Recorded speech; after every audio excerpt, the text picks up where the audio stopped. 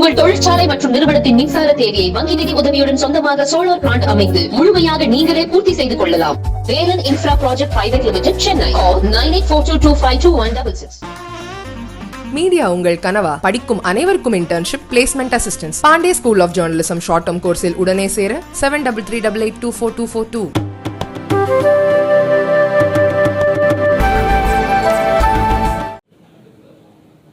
பள்ளி தேர்வுகள் முடிவடைந்து இன்றைய தினம் கல்லூரியிலே சேர்வதற்கும் அதேபோல உயர்நிலை பள்ளியிலே சேர்வதற்கும்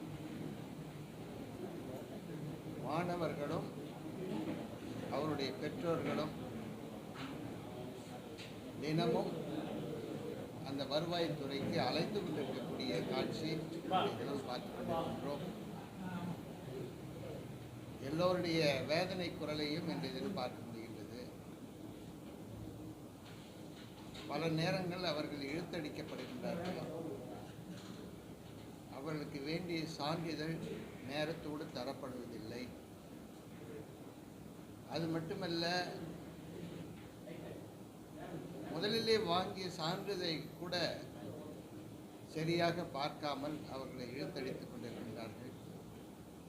இதனால் பெற்றோர்கள், மாணவ செல்வங்கள் அதிகமாக பாதிக்கப்பட்டிருக்கின்றார்கள்.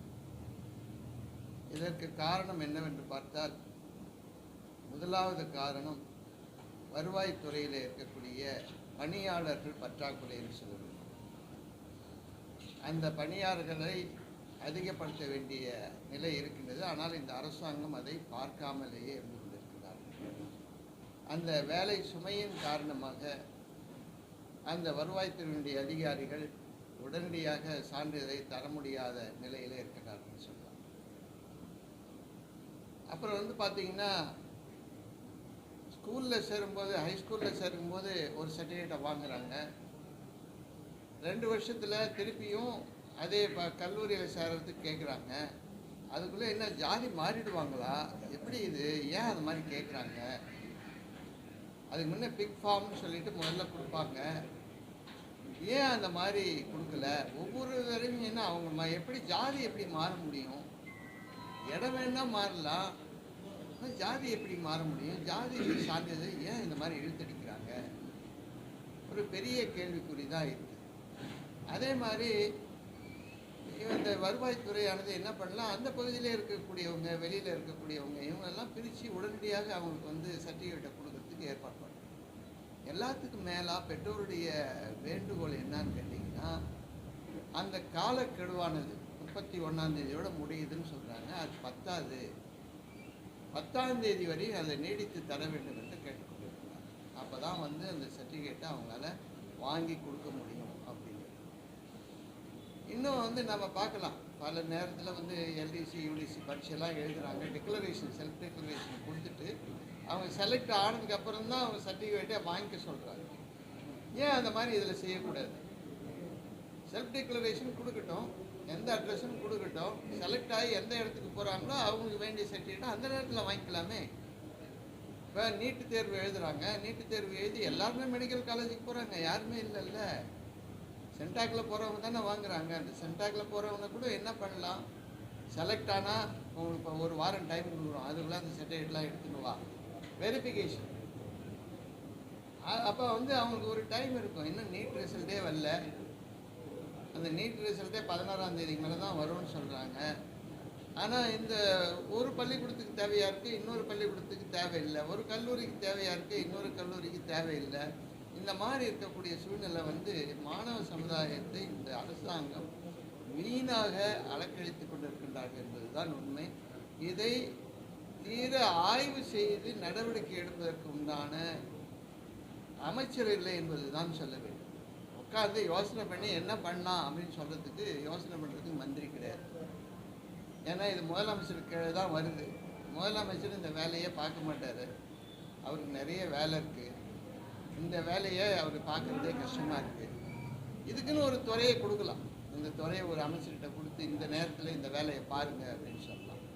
ஆனால் இந்த இதை அவங்க செய்யலை. ரொம்ப வருத்தப்படக்கூடிய நிகழ்ச்சின்னு சொல்லலாம். இன்னொன்று பார்த்தீங்கன்னா, மின்சார பற்றாக்குறை, மின்சார வெட்டு, அறிவிக்கப்படாத ஒரு மின்சார வெட்டு இப்போ புதுவையில் இருந்து கொண்டிருக்கிறது. அதாவது இப்போ வந்து ஒயிட் டவுன் சொல்லக்கூடிய இந்த பகுதியை தவிர மீதி எல்லா இடத்துலையும் மின்சார பற்றாக்குறை வெட்டு இருந்து கொண்டே இருக்கின்றது. அறிவிக்கப்படாத மின்வெட்டு 3 தடவை 4 தடவை நிற்கிது. இப்போ நீங்களாம் பார்க்கலாம். அதாவது மின்சாரத்துறையினுடைய அமைச்சர் அவருடைய பகுதியிலேயே மின்சாரத்தையே அவர்களால் விநியோகம் செய்ய முடியாத நிலை. அவரே சொல்கிறாரு, என்ன சொல்கிறாரு, தொழிற்சாலைக்கெல்லாம் பின்னால் கொடுங்க, நீங்கள் வந்து வீட்டுக்கெல்லாம் முன்ன கொடுங்க அப்படின்னு சொல்கிறாரு. அப்போ என்ன, இது வரைக்கும் அவங்க தொழிற்சாலைக்கு தான் மின்சாரத்தை கொடுத்துன்னு இருக்கிறாங்கன்னு அர்த்தம். அதாவது அவங்க வந்து எங்கே அவங்களுக்கு கிடைக்குதோ அங்கே தான் அந்த அமைச்சர் மின்சாரத்தை கொடுத்து கொண்டிருக்கின்றார் என்பது தான் உண்மை. இதை மாற்றுவாங்களா, இதை சரி பண்ணுவாங்களான்னு பார்த்தீங்கன்னா இது சரி பண்ணலை. என்ன காரணம், அதிகாரிகள் அவர்கள் ஆட்சியில் இருப்பவர்கள் சொல்வதைத்தான் கேட்க வேண்டிய கட்டாயத்தில் தள்ளப்படுகிறார்கள். ஆகவே இந்த வீடுகளில் இருக்கக்கூடிய நபர்கள் அத்தனை பேரும் பாதிக்கப்பட்டிருக்கிறார்கள். இதை அரசாங்கம் உடனடியாக கவனத்தில் எடுத்து நடவடிக்கை எடுக்கும். வந்து அசிஸ்டன்ட் தேர்வு நடைபெற்றது. அதில் லிமிட்டட் காம்படிட்டிவ் டிபார்ட்மெண்டல் டெஸ்ட்டுன்னு சொல்லி வச்சுருந்தாங்க. அதில் முறைகேடுகள் இருக்குது. முறைகேடுகள்னு சொன்னோம்னா 2013 2016 இவங்க 2 பேருக்கும் ஒன்றா சேர்த்து வச்சதே எக்ஸாம் தப்பு. இரண்டாவது அவங்க சீனியாரிட்டியை சரியாக வகையறுத்துக்கு தரப்படவில்லை. அதனால் இப்போ வந்து எப்போ யூபிஎஸ்சி வந்து அந்த உங்களுக்கு வேண்டிய சலுகைகளை நீங்கள் செய்து கொள்வதற்கு மாநில அரசாங்கத்திற்கு அதிகாரம் இருக்கின்றது என்று கூறுவதைப் போல இன்றைய தினம் அங்கே இருக்கக்கூடிய அனைவருக்குமே சரியான சீனியாரிட்டி வகையறைப்படுத்த வேண்டும் என்று சொன்னால் எல்லோருக்குமே அங்கே இருக்கக்கூடிய அந்த பதவிகள் அத்தனை இடத்தையும் சீனியாரிட்டி அடிப்படையில் அங்கே இருக்கக்கூடிய அனைவருக்கும் அந்த பதவிகளை தர வேண்டும். ஏன்னா இப்போ இருக்கிற ஆர்ஆர் இவங்ககிட்ட ஆர்ஆரே இல்லை. டிராஃப்ட் ஆர்ஆரை வச்சு தான் பண்ணிகிட்டு இருக்காங்க. டிராஃப்ட் ஆர்ஆரை வச்சு பண்ணுறதுக்கு இவங்களுக்கு யார் அதிகாரம் கொடுத்தாங்கன்னே தெரியல. அந்த டிராஃப்ட் ஆர்ஆர் செல்லுமான்றதும் தெரியல. அதனால் இவங்க என்ன பண்ணுறாங்க, நீதிமன்றத்தை ஏமாற்றி கொண்டிருக்கின்றார்கள். இது மக்களையும் ஏமாத்துறாங்க, அங்கே பணியாளர்களையும் ஏமாத்துறாங்க, அதே நீதிமன்றத்தையும் ஏமாத்துறாங்க. அதனால் நான் என்ன சொல்கிறேன்னா, நீங்கள் முழுமையாக எல்லாருக்குமே அந்த டிபிஎன்ஆர் துறையானது சீனியாரிட்டி அடிப்படையில் அங்கே இருக்கக்கூடிய பணியாளர்களுக்கு உரிய அந்த பணியிடங்களை நிரப்ப வேண்டும். இப்போ வந்து டைரக்ட் ரெக்ரூட்மெண்ட்டுன்னு போகணும்னு நினைக்கிறாங்க. அந்த டைரக்ட் ரெக்ரூட்மெண்ட்டு எப்படி போக முடியும்? இவங்க ஆர்ஆரே இல்லை. இந்த ஆர்ஆரே டிராஃப்ட் ஆர்ஆரை வச்சுக்கிட்டு தான் இவங்க இதுவரையும் பண்ணிட்டு இருக்காங்க. ஆனால் அதுக்கு மட்டும் வந்து பழைய ஆர்ஆர்னு சொல்கிறாங்க. எப்படி அது நிற்கும்? அதனால் அந்த நேரடி பணியாளர் நியமனம் என்பதை முழுமையான ஒரு ஆர்ஆர் வர்ற வரையும் அதை நிறுத்தி வைக்கணும். நிறுத்தி வச்சுட்டு முழுமையான அளவில் இன்றைய தினம் இருக்கக்கூடிய டிராஃப்ட் ஆர்ஆரை வச்சுக்கிட்டு இவங்க எல்லாருக்குமே வந்து ப்ரொமோஷன், அந்த ப்ரொமோஷன் வந்து சீனியாரிட்டி அடிப்படையில் அங்கே இருக்கக்கூடிய நிலைப்பாட்டை அறிந்து அவர்களுக்கு தர வேண்டும். ஏன்னா இப்போ வந்து நடைமுறைப்படுத்திருக்கின்ற நேரத்தில் சீனியாரிட்டி முழுமையாக மாற்றப்பட்டிருக்கிறது. அதில் இளையவர்கள் பெரிய இடத்திற்கு வருகின்றார்கள், முதியவர்கள் தள்ளப்படுகிறார்கள், அனுபவம் மிக்கவர்கள் தள்ளப்படுகிறார்கள். அது மட்டுமல்ல, அரசியல் செல்வாக்கு இருப்பவர்கள் மேலிலே வருகின்றார்கள், அரசியல் செல்வாக்கு இல்லாதவர்கள் கீழே தள்ளப்படுகிறார்கள் நிலைப்பாடு இருக்கிறது. இதெல்லாம் வந்து கலைஞ்செடுக்க வேண்டும். ஏன்னா நான் முதல்லையே சொல்லியிருக்கிறேன், நாங்கள் வந்து இதெல்லாம் செய்யலைன்னு சொன்னால் நாங்கள் சிபிஐக்கு ரெஃபர் பண்ணுவேன் அப்படின்னு சொல்லியிருக்கிறேன்.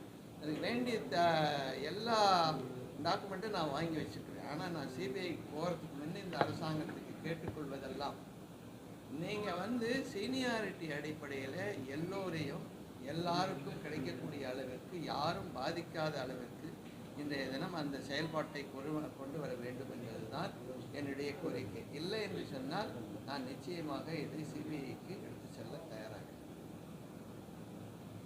அடுத்ததாக வந்து பார்த்தீங்கன்னா போதைப்பொருள்.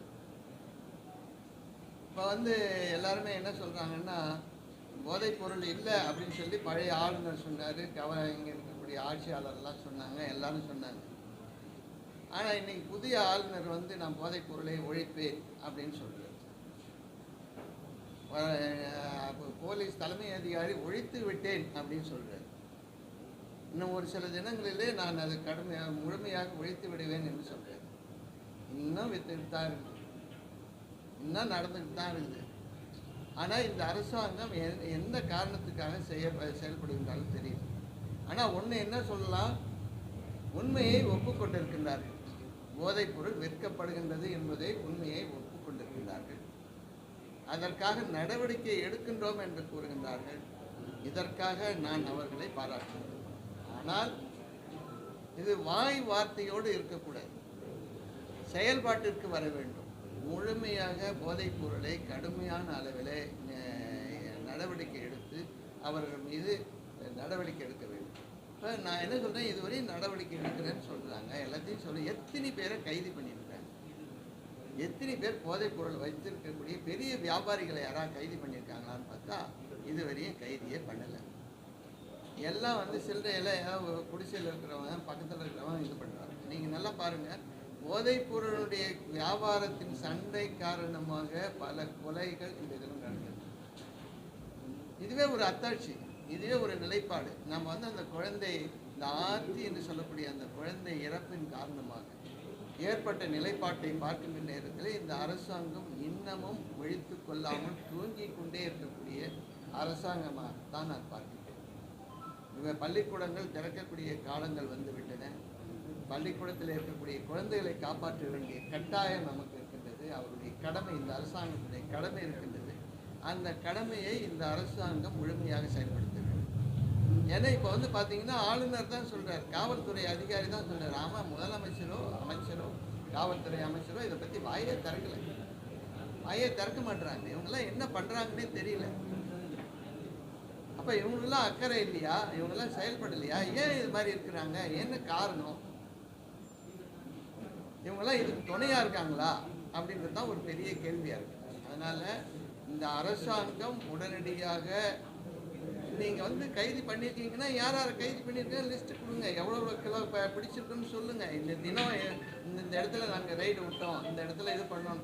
ரைடு போகிறாங்கன்னு சொல்கிறாங்களே வழியே அங்கே கைது செய்திருக்காங்களான்னா கைது செய்யலை, பொருட்கள் எடுத்திருக்காங்கன்னா எடுக்கலை. ஏன்னா இவங்க போகிறதுக்கு முன்னே தான் சொல்லிட்டு தானே போகிறாங்க, ரைடு நாங்கள் அந்த இடத்துக்கு வர போகிறோம், நீங்கள் தயாராக இருங்க அப்படின்னு சொல்லிட்டு போகிறாங்க. அங்கே எதுவும் கிடைக்கல, நாங்கள் போனோம் தேடினோம் கிடைக்கல. ஆனால் நீங்கள் நல்ல செய்திகள்லாம் பாருங்கள். நேற்று முன்றைய தினம் கூட அந்த கொலை செய்தவருடைய குடும்பத்துக்கு திருப்பி ஒரு மிரட்டல்னு சொல்கிறாங்க. அது யாருன்னா போதைப்பொருள் வியாபாரம் தான். அப்போ இதெல்லாம் பத்திரிகையில் வரக்கூடிய செய்திகளை வைத்து பார்க்கின்ற நேரத்தில் அரசாங்கம் முழுமையான சரியான நடவடிக்கை எடுக்கவில்லை என்பது தான் வேதனையாக இருக்கின்றது. இதையாக எடுக்க வேண்டும் என்பது தான் எங்களுடைய கோரிக்கை. அதாவது நீங்கள் நல்லா பாருங்கள், இப்போ ஆளுநர் சொல்கிறாரு, ஆளுநர் நடவடிக்கை எடுக்கணும்னு சொல்கிறாரு. அவர் சொன்னதுக்கப்புறம் கூட இந்த கொலைகள் நடக்குது இல்லையா? 2 கொலைகள் அவர் சொன்னதுக்கப்புறம் தான் நடந்துருக்குது. அப்போ காரணம் என்ன? எங்கேயோ ஏதோ ஒரு இடத்துல மிஸ் ஆகுது. என்ன காரணம்? இப்போ எல்லா விதமான நடமாட்டங்களும் காவல்துறைக்கு தெரியாமல் இருப்பதற்கு வாய்ப்பே கிடையாது. வாய்ப்பிருந்தும் அதை பயன்படுத்தாமல் இருக்கக்கூடிய காவல்துறை ஏன் எப்படி மௌனம் சாதிக்கின்றது என்பதுதான் கேள்வி. அவருடைய கையை கட்டி போட்டது யார்? அந்த கையை இன்னும் ஏன் விளக்கம் தராமல் இருக்கின்றார்கள் என்பதுதான் கேள்வி.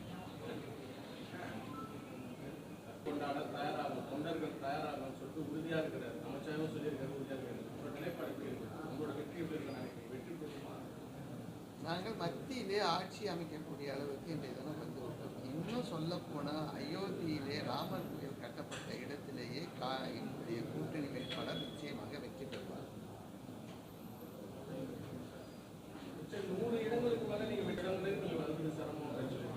நாங்கள் தான் அவங்க 150க்கு மேலே வரமாட்டாங்கன்னு சொல்கிறோமே. பாரதிய ஜனதா கூட்டணியாவது 150 இடங்களுக்கு மேல் அவர்களால் வர முடியாது என்பதுதான் உண்மை.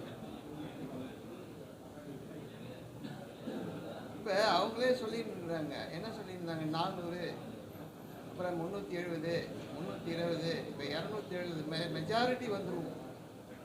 இப்போ 400லேருந்து 270க்கு வந்தாச்சு.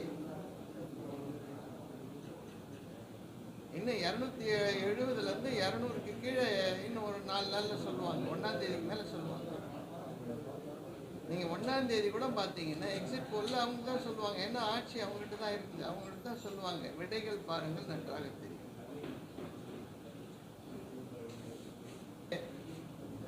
கூட்டணியானது இந்தியா கூட்டணியானது நிச்சயமாக வெற்றி பெறும். இதில் வந்து பார்த்துனே இருக்கு. இந்தியா கூட்டணிக்கு ஆதரவாக இருக்கிறார். அயோத்தி ராமர், பாலராமர் இந்தியா கூட்டணிக்கு ஆதரவாக இருக்கிறார்.